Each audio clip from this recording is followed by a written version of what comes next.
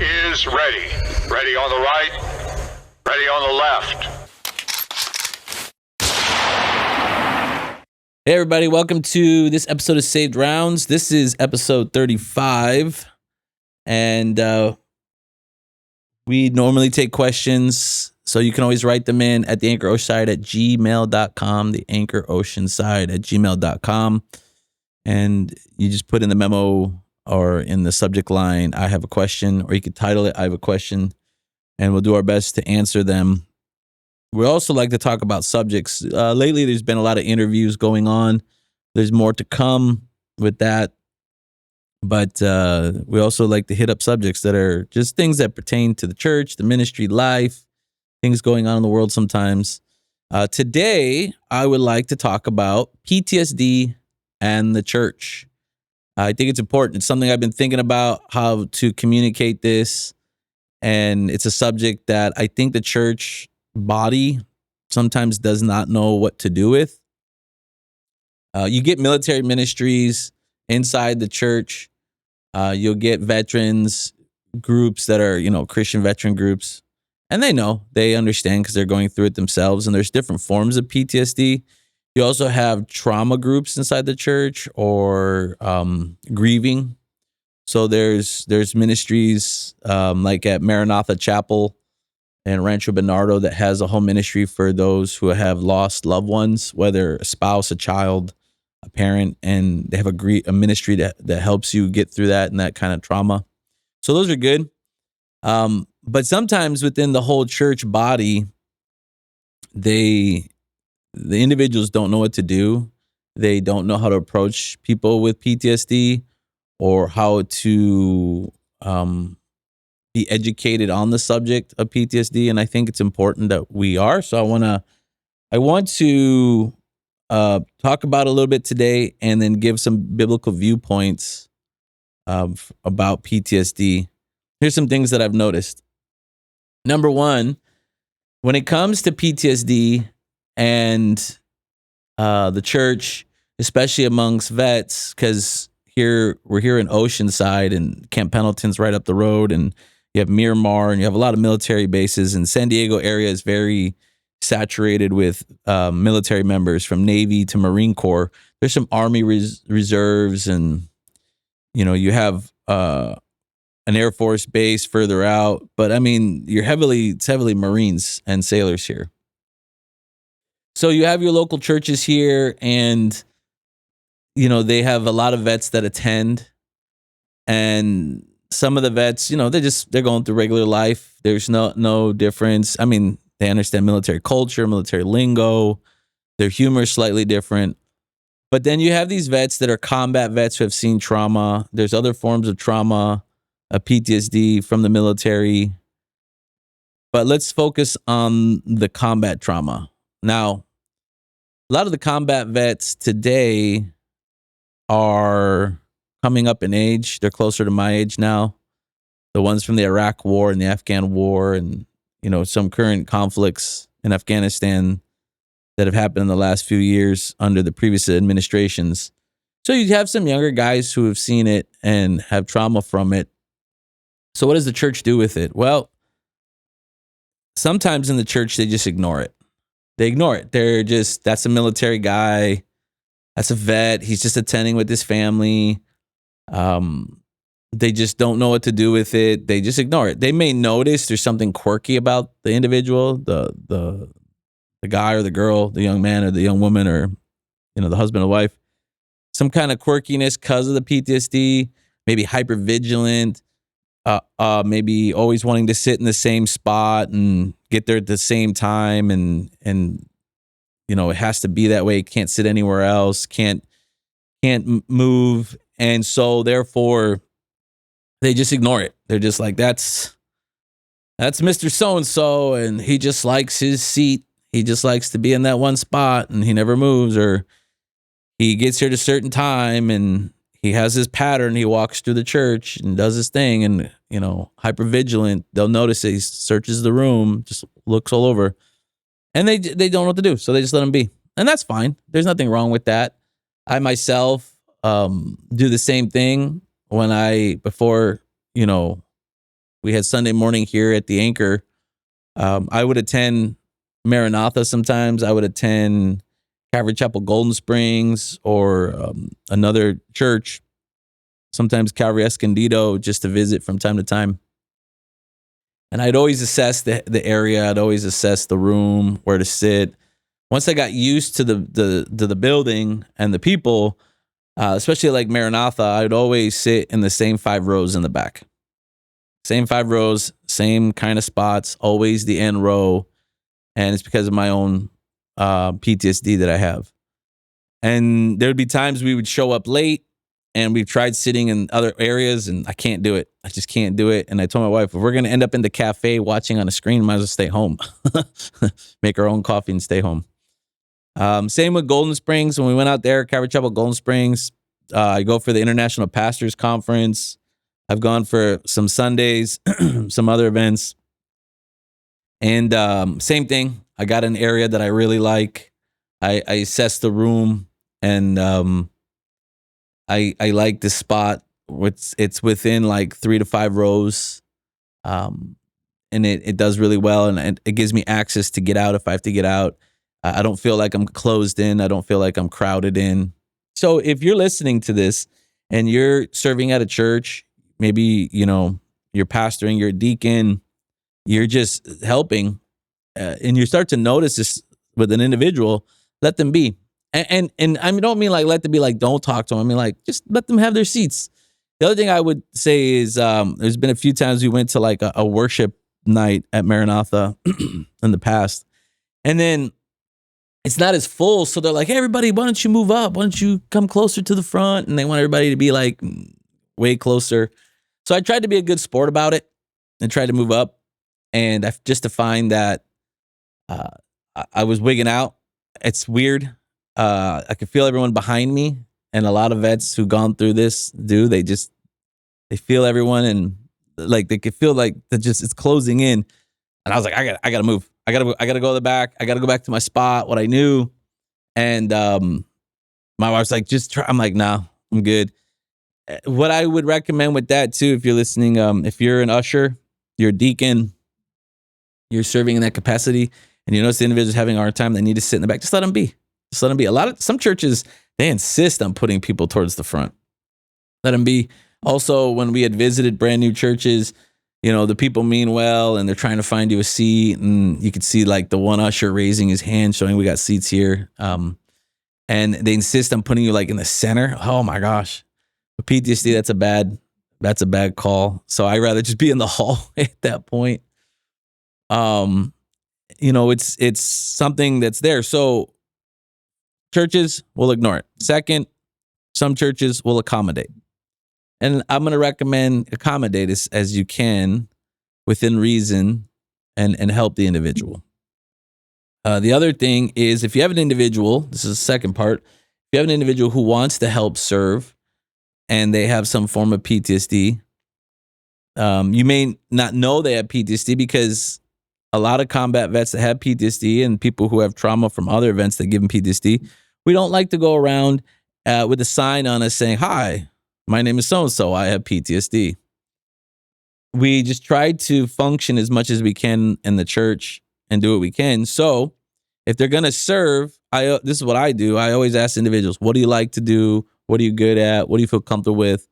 I test them out in areas, and if I notice they're having a really hard time in something, not a shyness, not like I'm nervous about talking to someone, but you can see they're legitimately becoming extremely uncomfortable. It's becoming very difficult for them. Then we keep them away from that. We're just like, hey, don't worry, you don't got to do that anymore. Don't worry about doing X, Y, and Z. So when I did an internship at one of the Calvary chapels to figure out ministry stuff, and I'm doing this internship, they had all these different components, from like cleaning the bathrooms, wiping down windows, seeing how childcare goes, seeing how the worship team goes, the youth groups, all this different aspects. But one of them was helping the deacons. And in helping the deacons at this particular Calvary chapel, you had to, when they do the song with the tithe and offerings, you had to help maneuver the tithe and offering basket all the way back. And so you had to time it to meet them. And again, I had gotten really used to my little area where I sit. I got really used to like, okay, I know the door's there and the door's there. And if I got to go, I can go out the door this way. I'm on the end row. So if I got to bounce, my wife's like next to me. I know exactly. I'm assessing everything. I'm hyper vigilant. But the Lord's helping me through it. And so I'm learning this. And so they got me doing this deacon part with the tithe.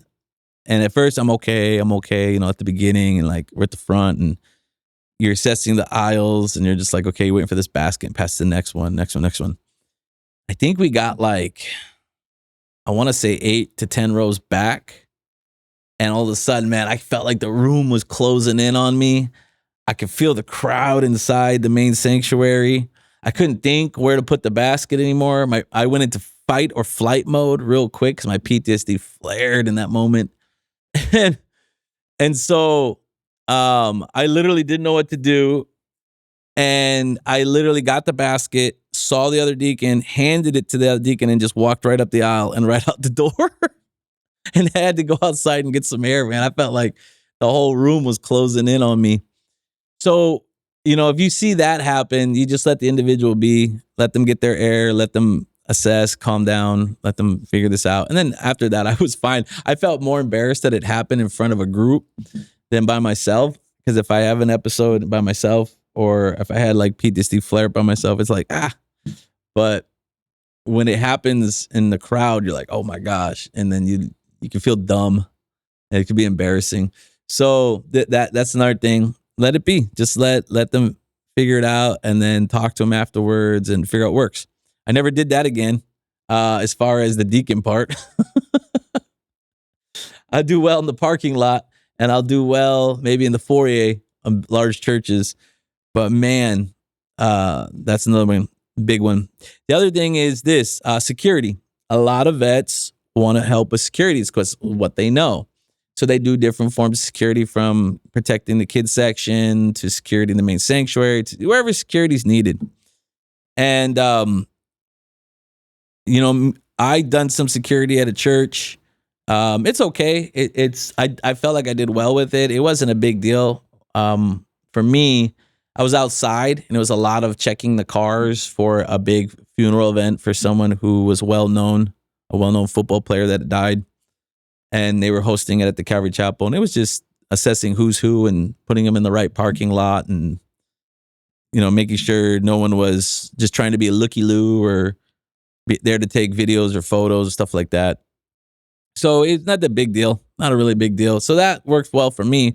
A friend of ours, Fernando Borboa, have you guys seen him on the Saved Rounds? He does security at Calvary Chapel, Golden Springs, and he shared about how he likes it, but it's sometimes his PTSD kicks in or his hypervigilance kicks in, and then like a dad is just there to get his kid, and then he's like, "Sir, what do you and he gets aggressive. What are you doing here, sir?" And they're like, "Bro, we got to calm down." So some vets, their hypervigilance will kick in, that form of just like fight or flight again, and if they're on security, it's gonna be a lot more fight because they're protecting, and so you just factor that. But a lot of vets do really good on it and helping those capacities. So number one, again, the church will ignore it. Number two, again, the church can help accommodate to a degree and just understand. The third thing that happens in churches is they want to fix it and they don't understand how to fix it. So it looks like this when they want to fix it.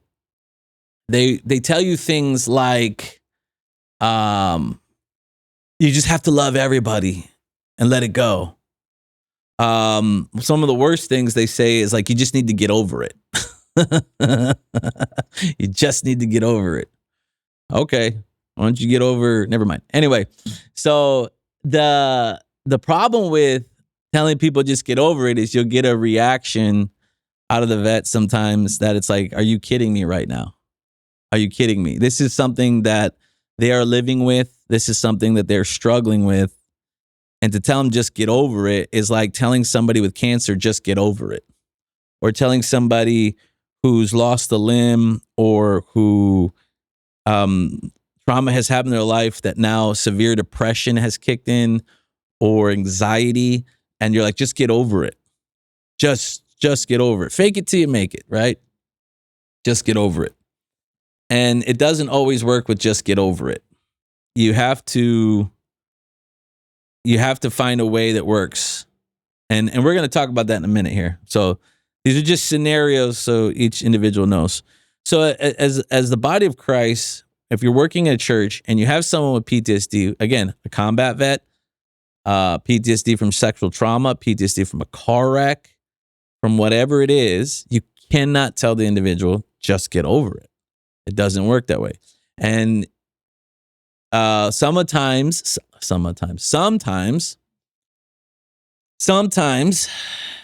I don't know if the pastors mean well or they're just ignorant. And I'm not bashing on anyone. I'm just saying this happens. Maybe they mean well. They just don't realize what they're saying. They'll say things like, you need to forgive everyone, or you need to forgive that individual. Yes, true. We do. Sometimes if the individual has caused severe trauma in our life, and then you find that the individual sitting in the church, it can cause a major issue of a flare-up of PTSD or severe emotional reaction, especially if the individual has been through some severe trauma of some sort, and then you're going to take the individual, whether knowingly or unknowingly, to a place where they have individuals that cause the trauma. Meaning, like, let's say you have, whether male or female, who has gone through sexual trauma and has PTSD from that sexual trauma. And then, whether it was thought through or not thought through, the group decides to go to a restaurant that is rehabbing sex offenders. How well do you think that's going to go for someone who's had sexual trauma? Knowing they're sitting in a restaurant run by or set up for to rehabilitate sex offenders. It's going to end badly. It's going to end very badly. And again, this is where the body of Christ, the church, needs to factor who the individual is, what's going on. What you would need to do is go, hey, we are going to be going to help at such and such location. It's ran to do X, Y, and Z for either this type of offense or ministering to this type. Because of what you went through, would you like to opt out? Do you think you'll be okay? Or, hey, I'm sorry, I didn't think it through. You were already in the vehicle. We had already made the first 5 stops or the first 4 stops. Now we're going to the spot. Would it be easier if I just dropped you off first before we go there, or coordinated a ride for you to head back to the church or head back to where you need to go before we go to that spot? That's what should be done. Not have an attitude of get over it, not have an attitude of just what's your problem. And unfortunately, this has happened with pastors. This has happened with pastors in different churches that have this rotten attitude about this. And it shouldn't be this way at all. It shouldn't. You have to understand. So what do we do? So what can the church body do in this? Well, number one, educate yourself. Educate yourself on how PTSD works. And it's funny, I think the medical field now, they call it PTS because they don't want to use D in it because disorder. It's PTSD. All right. I got it. I got PTSD and it's PTSD. It's not, anyway, you educate yourself. How does it work? What happens to each individual? There are common things that happen to each individual in this. There are different things that happen to every person. Each person may have a different reaction. Huge crowds could affect a huge chunk, or it could be something else. So for the individual, you have to figure out, does the big crowd, is it going to affect it? Are fireworks going to affect? There's smells, there's individuals, there's appearances, things that happen, and the individual is learning to get through this. And so this is where the church factors and looks at, and as deacons or elders or ministry leaders or the pastors go, okay, what's happening to this individual? And, oh, hey, that's Mr. So-and-so, that's Mrs. So-and-so. She does not do well with crowds. So let's not put her in a situation like that. But let's let her know that she can help in different areas. Whatever it is, the church needs to educate themselves on what causes the triggering factor of a PTSD episode, things like that. You know, there's so many things that a church can do just by listening to an individual with it. And which brings me up to my next point in this is, unfortunately, sometimes when it comes to individuals with PTSD in the church, some pastors, elders, deacons, ministry leaders, and individuals in there go, well, that's Mr. So-and-so. He's just crazy. That's Mrs. So-and-so. She's just crazy. And they assume PTSD is that you're running around through the tree line naked and screaming about Vietnam or the Iraq War, or you're just being ridiculous, and that's not reality. Unfortunately, that happens. And in my own life, unfortunately, I've tried to talk to some pastors who are not combat vets, and they just look at you like you're a crazy person. Like, you are, like, why are you on staff? Why are you here? You're nutso. And it's very sad that happens. The beautiful part is I've actually now have pastors that I look up to that have mentored me, that they are combat vets, and they have seen combat trauma from Vietnam or other wars. Or the big one that I saw was really cool, the Lord did, was the connection between combat vets and what they've seen and missionaries who've been to extremely rough countries like Iran, Iraq, countries where people are being slaughtered and murdered, or where kids are dying. And I actually met a missionary years ago. He came and spoke at San Diego Christian College years ago, when San Diego Christian was located at Shadow Mountain, where David Jeremiah's church is at. And he was in Ecuador, and some of the trauma he experienced from what had happened to children down there, and children dying in his arms. And after I got to talk to him afterwards, I was getting a cup of coffee, and he came over, and I'm trying to keep it together from his story. And I was like, man, you get it. Like, you get where some of us combat vets are coming from. Because he would come home, and they'd be like, how was your vacation in Puerto Rico? How was your vacation in South America? And he'd just be like, oh, these people don't get it. So in other missionaries that I've spoken to that have been missionaries in other locations. And then the other thing I think is really interesting that the Lord has done is the connection between some combat vets with trauma and PTSD and members of the underground church from North Africa to the Middle East to China, and how there's a connection because of the trauma they see every day and the stuff they're going through. I think a lot of people, and this is why I think it's important, again, for the church to be educated, because I think a lot of members of the church don't realize how many missionaries in hostile countries have PTSD at the end of the day. And they are on an adrenaline go while they're out in the mission field, just to come back to the United States to go through a culture shock, number one, and number two, to have the PTSD start to flare up, and then they finally can assess things they have witnessed, things that have happened of people dying. And so I think it's really important the church educates themselves on this on different levels. And unfortunately, you're going to have, ladies and gentlemen, listen, you're going to have pastors that just don't care. You're going to. It's sad, but you're going to.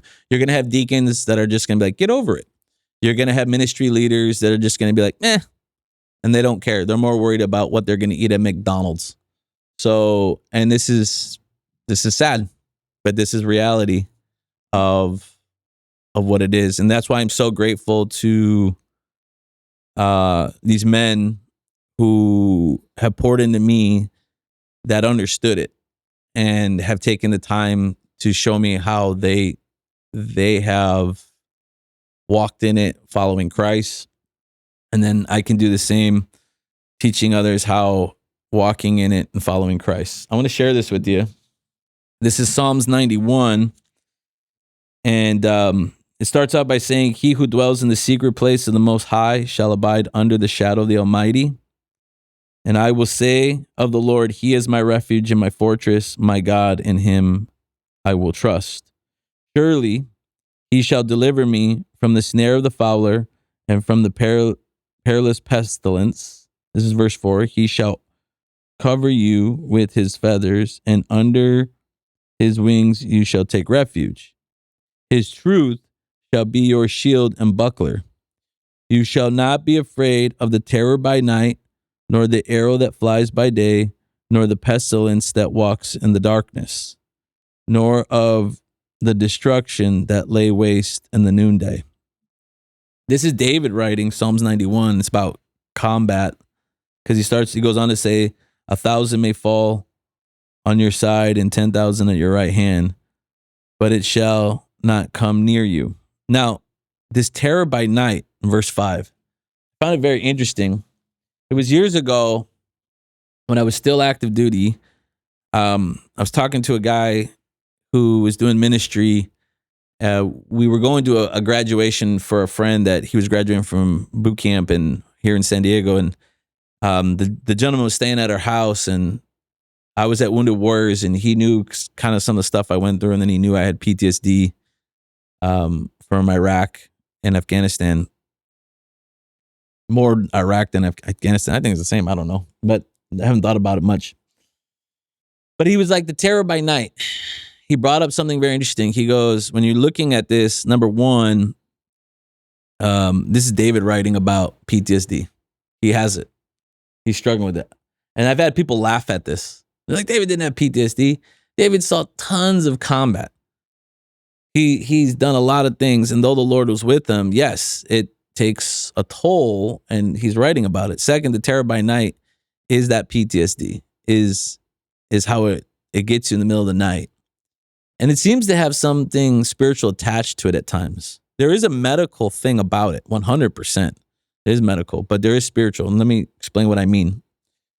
So in having nightmares, let's say about the war, and you're always having a reoccurring dream of the combat scenario or a friend dying or something like that, that's the PTSD dealing with medically.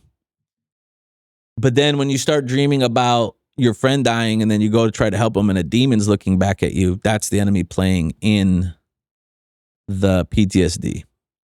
And so the enemy knows how to use it against you. He knows how to cause trauma in this through your dreams.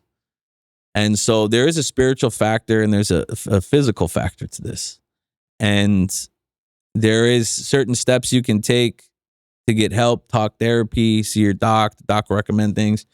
But I've learned in my life with it that the Lord has made it really clear to me that this is my limp, meaning just as Jacob wrestled with the Lord in Genesis, and then the Lord touched the socket of his hip, and he limped for the rest of his life. The Lord's made this really clear that this is my limp. I will limp the rest of my life like this. Now, if I stay close to Jesus, I do as he says, I obey him, I will not limp.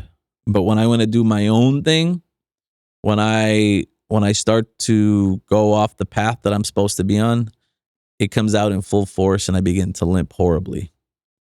And I've had that happen to me in the past. But as long as I'm close to the Lord, it doesn't come out like it should. It stays very minimal, and the Lord keeps it at bay. And I want to encourage anyone who's going through that the Lord can do the same for you. I also want to say this too, because I didn't get to bring it up earlier. One of the things that the church failed into understanding about PTSD is you have individuals in the church that say it's fake. It's not real. It's fake. And that we just need to realize it's really, PTSD is a fake thing. I don't know where they're getting that garbage from. It's a very real thing. trauma is trauma. It is not fake, regardless if it's combat trauma, again, trauma from a car wreck, trauma from sexual trauma, whatever it is, whatever type of trauma that has set off the PTSD is a real thing. And for people in the church to go, it's fake, man, let me tell you something. Not only do you sound ignorant, but then you make people who want nothing to do with Jesus go, see,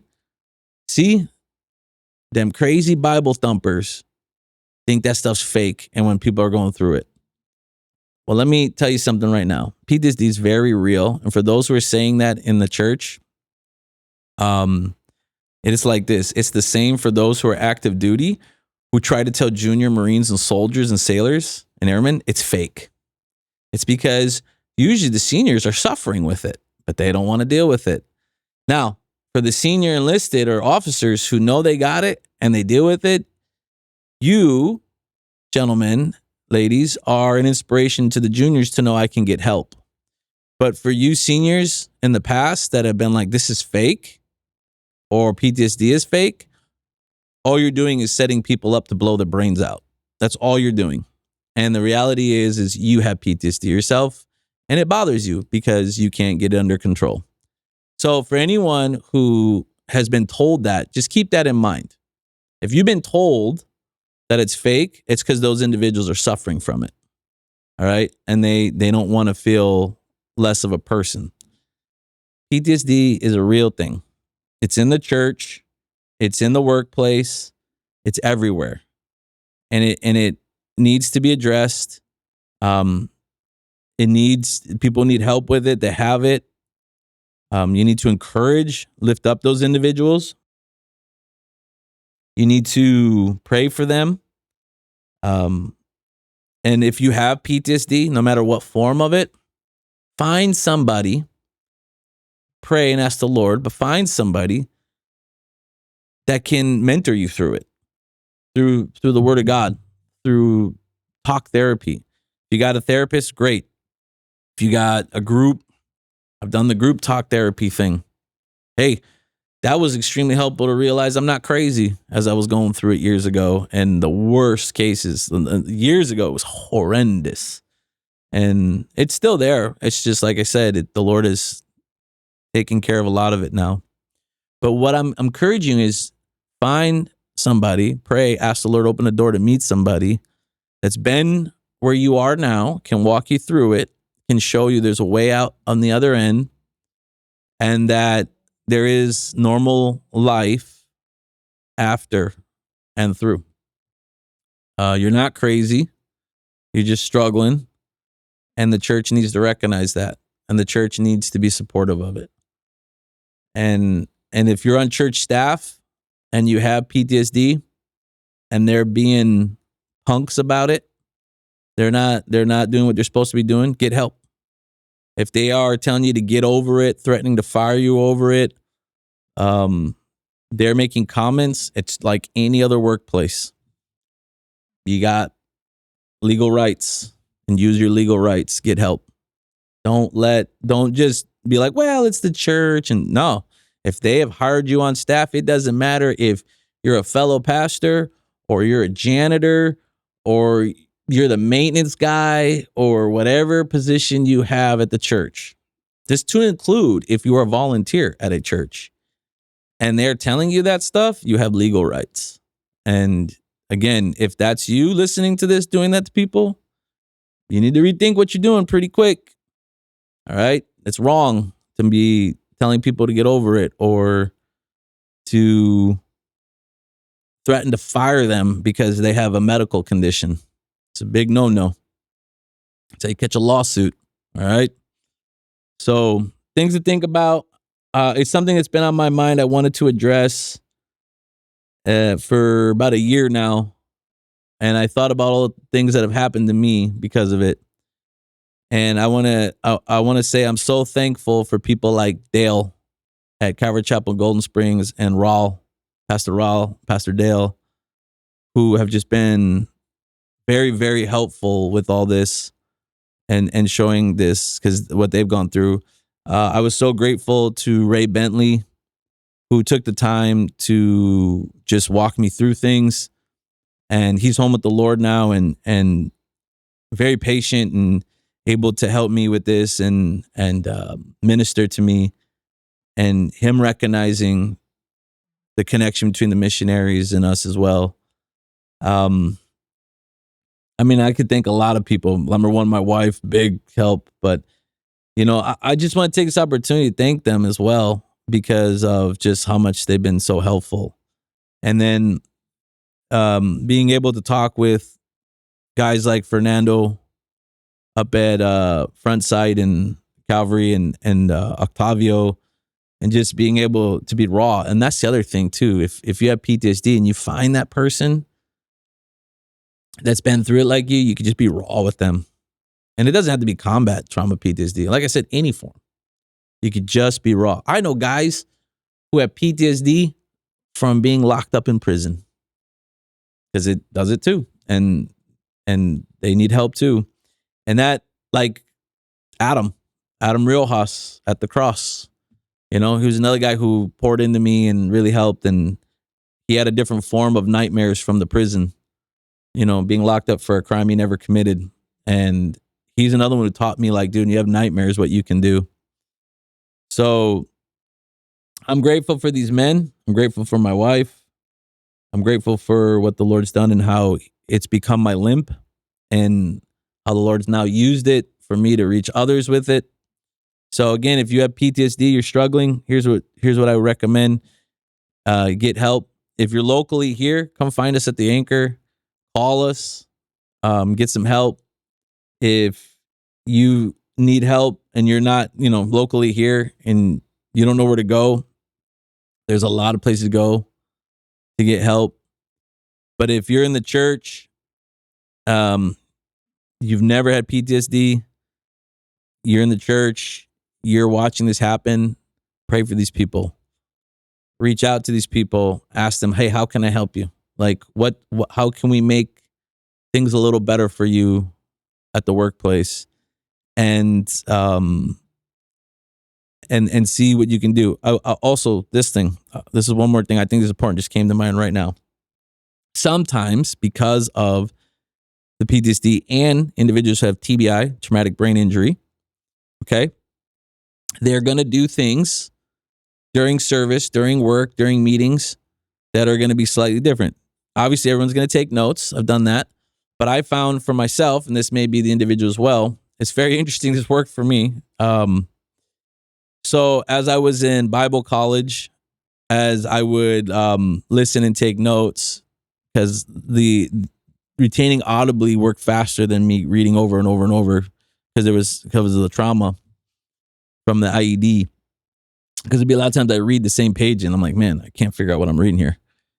But the audio, I would listen and I would drive and listen and listen. I go through all these different audiobooks and retain. But I discovered to retain, the driving and the listening helped. I don't know if it was the primary of focusing on the road and driving and the secondary of listening.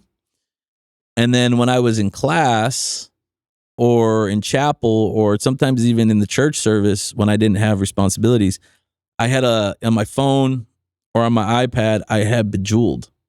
And I had the volume all the way down and I would just play Bejeweled. Not like trying to get to levels, just goofing around and playing it and, flipping the things to match. And I discovered as I did that and listened, I would retain. And I remember I was in college and the professor was like, are you even paying attention? And I could repeat everything back he said because for some reason the primary of the focus, I don't know how to explain this scientifically, I'm not a doctor, of just focused on the game of just matching the colors and listening did something. This isn't like playing Sonic the Hedgehog or playing some Call of Duty game. It was just that basic of any kind of game like that, just matching stuff, matching the colors, matching just to like Bejeweled kind of games, helped. And I would sit and play that and listen to all these sermons, all these Bible teachings throughout the Bible. And I would retain and retain and retain. Now, I know, first and foremost, it was the power of the Holy Spirit putting it in me. Number two, I don't know scientifically how it worked with the two things working together. And I remember when I was active duty and I was learning the Bible and I was getting stronger in the Bible and the word, my command would be like, yo, dude, you can't remember if you locked your car, but you can quote the Bible. And I'd be like, it's the Holy Spirit. And they would be like, oh, you mean religion? And they would go, I would go, no, it's Jesus. And they're like, oh, you mean church? I'm like, no, God changed my mind and he started to do something where I retained the Bible. I still struggle in other areas, but the Bible, for some reason, just retains really well. So I'm saying this because, again, if you're listening and you're working at a church or you have stuff, and you happen to notice someone doing that as an adult, it could be they have PTSD, they could have TBI. Also, I will say this too, if you have individuals that come to service and they have dark sunglasses on and don't take them off, and they're vets, they're not high. They have traumatic brain injury. And the reason I bring that up is because I don't know how many times sitting in a church service that the deacons come over and be like, sir, will you take your sunglasses off, please? To these vets. And they're like, no, they can't. And we try to explain they can't, and they won't listen, and they're insisting, and they're making a scene. Let them be. All right, let them be. Some of these guys have to keep it on because it will cause a seizure. It will do damage to their eyes. You just let them be. This is something, again, I just feel it's something to talk about where the church needs to get educated on these areas. And I think if they would do really well. And again, different forms of trauma. For my experience, it's combat trauma. A lot of guys here, the anchors, combat trauma. But and all these things, scenarios I'm bringing up are real scenarios, by the way, of either it's happened to me or friends of ours that it's happened to, and they've shared it or that we've talked about it. I just want to encourage everybody on that. Closer to the base, you're going to get a lot of vets. So if you're a person listening in the Midwest somewhere, or just factor different things. I'm sure whatever ministry you work in, from gangs, there's got to be some kind of PTSD trauma there, to refugees coming out of hostile countries, the underground church. There's all kinds of stuff, missionaries in hostile areas.